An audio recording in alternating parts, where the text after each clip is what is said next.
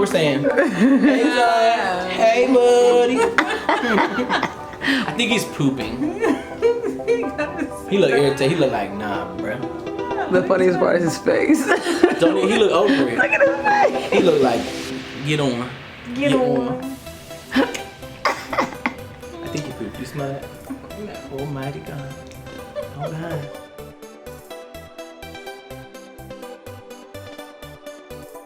Hello, everybody.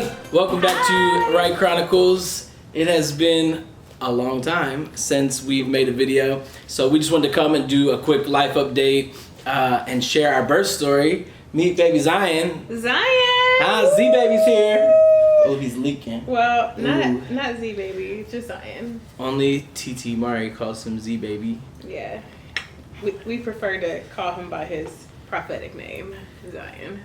My eye roll. Did you see that? Zion Alexander, here he is. Okay, so our last video was our 20-week ultrasound where we went to get a glimpse of the baby in the womb, and it was a beautiful, beautiful thing. If you haven't seen that, I will link it somewhere in here.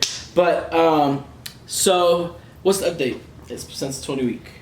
So we, obviously had to have the baby. This is our first time doing the video with the baby, so clearly there might be some pauses. But so we had an interesting journey. We actually hired a doula, which was an amazing experience. I feel like anyone who's going through pregnancy and wants that extra support should definitely solicit a doula, because I feel like our doula was just amazing. She was extremely helpful, explained the process beginning in and while I was going through labor. She was just in my ear encouraging me, like, you can do this. There were contractions. She was like cheering me on and just really helped me to get through it. So definitely recommend that. Yeah, and our doula, I don't know if it's like around the country, it might be, but there's an organization called Root, which is Restoring Our Own Through Transformation, and it's specifically doulas of color to give support to women of color. And so in Columbus, Ohio, it is known that there's a high infant mortality rate among African American children, as well as a high mortality rate among African American women through giving birth and all of that. So one of the main reasons that we hired the doula, one, was to provide support for Cassandra, which they absolutely have done and still are doing, and to advocate for her, to really help her voice be heard within the hospital, because we had a hospital birth. So again, phenomenal experience. Our doula was Laurel through Root here in Columbus, Ohio, and she is amazing. We love her so much. But so we chose to do a hospital birth. We had discussions about a home birth, and so we're definitely supportive of people who decide to have home births. We think that's an amazing experience. Yeah. My wife, however, wants to be close to medicine because she's a pharmacist and she loves medicine.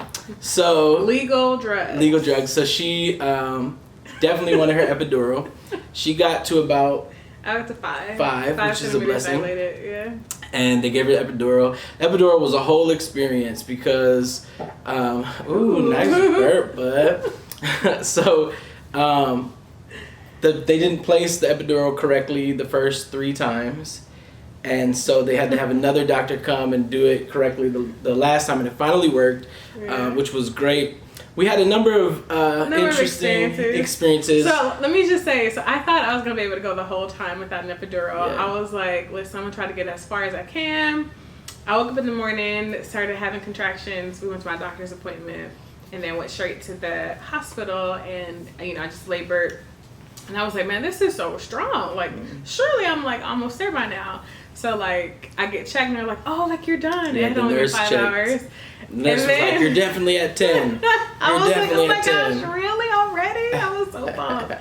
And then the doctor came in, she's like, yeah, you're like a 3 or 4. I was so the doctor disappointed. was like, no. I mean, I was sick. So then I was like, all right, well then we definitely got to do the epidural. So, I mean, there were like a few things that definitely did not go the way we had planned. Yeah.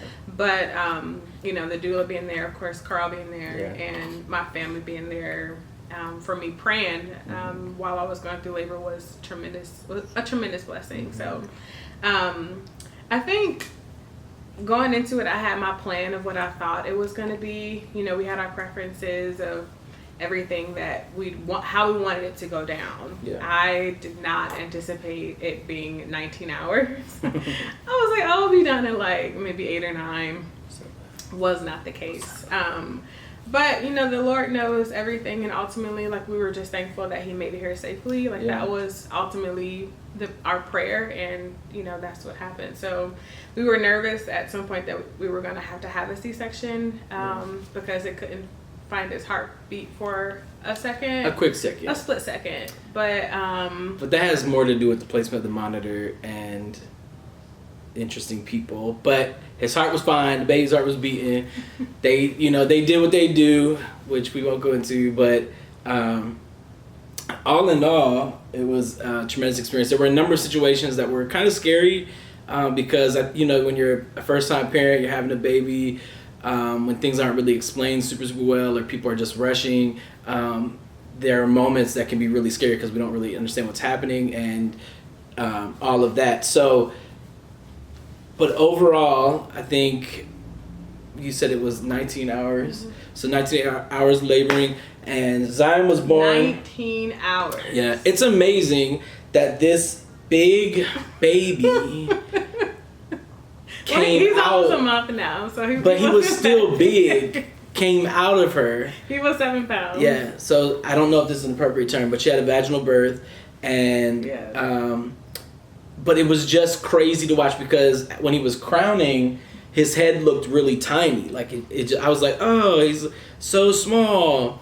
And then like that last push, he was like, pop, pop. And I was like, oh my God.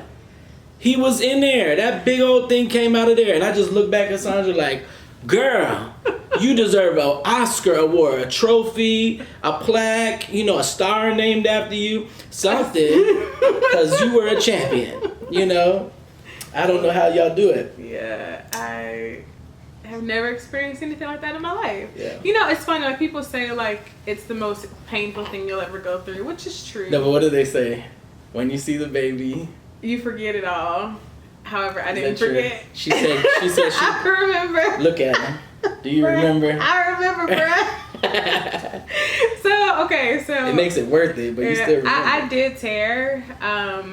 They didn't cut me. I declined that. Yeah, they did want to cut her, but I did. And tearing's common. They say. Yeah. So pretty common. So they were stitching me up while I was holding him, and I was like, yeah, that's nothing compared to what just happened. But I mean, as the days go by, it's like, okay, I do forget somewhat of the pain, but I remember each moment. Yeah. But would I do it again? At some point. I'm not in any rush. Listen, when we first got married, everybody, everyone wants to know, well, how many kids you guys want to have? Da, da, da, da. And we would always say, ooh, like 3 to 5. Ooh, bless you. Huh? Okay. So we would always say like 3 to 5. And then as it got closer to the due date, it became more like, check with us after this one. We'll let you know. Yeah. Once we figure out how this actually goes, we'll let you know. The first 2 weeks of Zion being home, so we were at the hospital for 48 hours, about, and then we came home. Listen, so we left because we couldn't get any sleep. Yeah. I was like, we gotta get up. You don't get sleep at hospitals. I said, every 20 to 30 minutes, somebody was coming there checking. I said, hold the phones. We gotta get out of here. So I was begging my OB, like, can I please leave today? I know, like, it's customary to do, like, a full extra day. My brother just walked by. Sorry for my face. Got loud feet. Okay. So they want us to stay an extra day. So anyway, I was like, I'm not about that life. I'm tired. I'm ready to go home and I actually need to get some sleep. So it was good to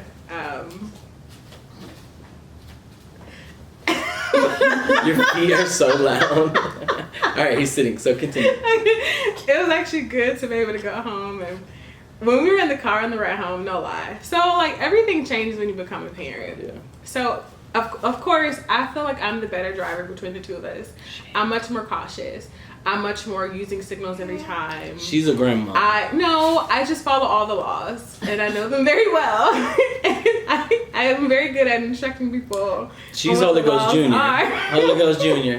Put your seatbelt on. Speed limit. Use your signal. Turn signal.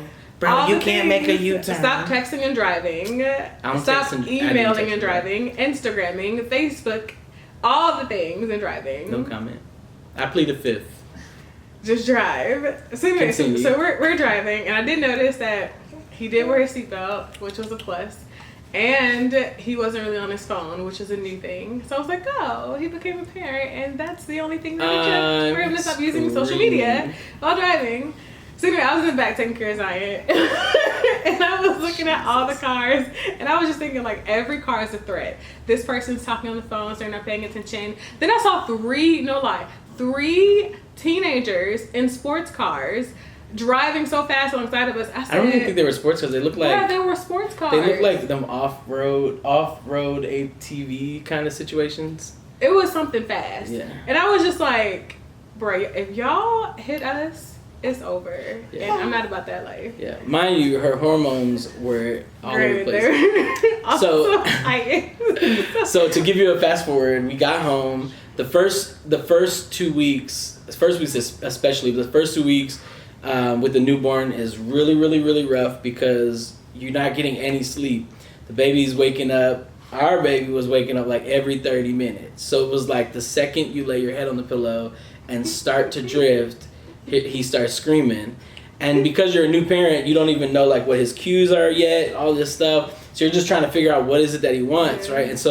And plus, like for real, having a baby will put a little bit of strain on your marriage. You're gonna need to make sure you're prayed up and that you depend on the Holy Spirit because you're literally sleep deprived and you're both looking at each other like, fix him. Well, you fix him. And then nobody okay, so our lights are voice activated. And I remember one night I woke up because the baby's screaming. Sandra's holding the baby, and I'm like, what's wrong with them? And she goes, I don't know, I'm trying to figure it out. And a baby is only a couple of things. They either are hungry, they're gassy, or like they need their diaper changed, right? Like it's only a few things it could be. So I was like, did you feed him? She said, yeah, I tried, but he didn't want it. I said, did you check his diaper? She says, no joke, I tried, but I can't see. But in context, it's like 4 a.m. Bro, he's been asleep for hours. She said, I tried, but I can't see. I sat over there, I was I didn't want to turn the lights on to wake him up. He was screaming, he's awake. Wake you up. Oh, that was trying very to be nice courteous. I literally, but because now mind you, I'm irritated at this point, again, sleep deprived. So I go, babe, their voice activated. What's wrong with you? And so then, that made her like, don't come for me like that. Don't talk to me like that. Yeah, so it was the whole thing. It could put some strain on your marriage. But wait, so when we were still in the hospital, I think it was the first night. Oh yeah, the first night with the baby. I was so out of it and tired, and then the baby started screaming. She was trying. I was like, "What's wrong with him?" This whole thing, and then I think I literally threw a fit. I was like, you know what? I don't know why I'm here. I need to go home. I should just go home. And then I like plopped on the couch and literally knocked out. Like I was so tired. So like mid sentence. I have 2 babies to take care of at this point. No lie. Hey, we're gonna let you have that one. But anyway, so first 2 weeks. So I will say this. I am super, super grateful. We're very grateful for our community. We have an amazing community, amazing support system, amazing family, amazing friends. And so the first few weeks so far have been phenomenal. We had a friend who set up basically like a meal train for our first week. And so people were sending us. My sister came and spent the second night, because we were like, we have no idea what we're doing. Yeah. People were sending us meals through like Grubhub and DoorDash. Several people have like overnighted to help us sleep. Which has been phenomenal because I'm trying to tell you, if we had to cook, I don't know. We would have just gone to McDonald's or something. I don't know how we would have did it. And then I remember the first night we were here, I called one of our friends at like 1 a.m. and I was like, oh yeah, we did. Girl, can you please come help us? I know it's 1 a.m. By this time, this is the 3rd day that we hadn't slept, so we were tired. Yeah. And so she came and rescued us and let us get a little bit of sleep. Yeah. But again, to speed this up, so and maybe Sandra will do a video on it another time about her journey with breastfeeding and how that went. But so at first we were breastfeeding only, right? Exclusively. And then Sandra just reached like a breaking point in the second week where she just needed a break. And I said, babe, listen, I'm going to get some formula. God bless you. I know y'all say breast is best, which is true. Breast milk is best for the baby. But I think, you know, a healthy mom is best. Yeah, you know, if she's out of her mind going crazy. Yeah. At this point, it's like the maybe 10th or 11th day with no sleep. Yeah. Like he was feeding every 30 to 60 minutes. Yeah. So because he wasn't getting enough from the breast, because he falls asleep. And then wake back up and realize and she was stressed, so like the stress puts pressure, so you're not producing as much. And then so all in all, we would say fed is best. So as long as he's fed and happy, we're happy. And try your best, like and whatever works for y'all. There can be like a tremendous amount of guilt too associated with it, because I was like, okay, I'm supposed to be able to feed you by myself. Like, how can I not be able to supply what my baby needs? So it was like, and like I was already emotional too and tired. So I just felt like it just wasn't an ideal situation. So it really each person is different. Your situation is different. Yeah. So although there are ideal situations, just like with the whole labor thing, like we had ideal things that we wanted to happen. I wanted to labor at home first, but because I was already out for my doctor's appointment, we went straight to the hospital. Yeah. You go with the flow, like you. There are things that obviously are in a perfect situation would be best. Like for instance, if we were all millionaires, that would be best. You know what I mean? But clearly that's not reality. So you do what is best for you. So we do what is best for us. And I think again, back to our community and stuff, our family and our loved ones, all of that. One of the greatest things you can do for someone who just had a new baby, going through that kind of transition. So some of the best people we've had to come help are people who have shown up, who have taken the baby, either people who are friends who have stayed overnight with the baby so we can get a couple hours of sleep, or who have taken the baby so we can get some work done, or people who like, you know, y'all handle the baby and I'm gonna go clean your kitchen, or I'm gonna go do your laundry, because it takes so much stress off of us and trying to like take care of the baby, take care of ourselves, take care of the house, you know, all of this stuff. So it's so beneficial. Or cook food, order food, like all of those things are very helpful. I told Carl, I said, you know what? I just had no idea it was so much work so much that was involved. And so now that when you know better, you do better. Yeah. So definitely be more helpful to new mothers. For all of our friends who are currently pregnant or will be pregnant, we have plans for all of y'all. But honestly, like one of our friends came, and like before she left, I came downstairs and she took our whole oven apart and was scrubbing the oven, scrubbing the stove. I was looking at her like, girl, I've been meaning to do that for 3 weeks. Thank you. That is great. My wife is gonna be happy. Thank you. So so it's important. Yeah. So that's the update. Zion is here. He is 3.5. Mm-hmm. He'll be tomorrow. 4 weeks tomorrow. He'll be a month old tomorrow. He has his 1-month pediatrician appointment next week. Mm-hmm. So it's been almost a month. That's crazy, because it feels like yesterday. So he's almost a month, and we're excited about life, about all that's to come.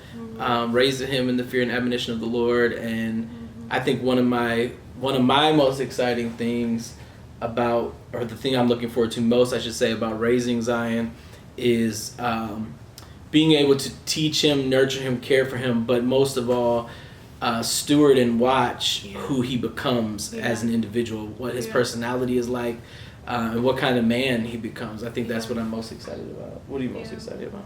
I think I agree with you. I think I'm excited to see just his future. You know, like I can already tell, like he's very curious, very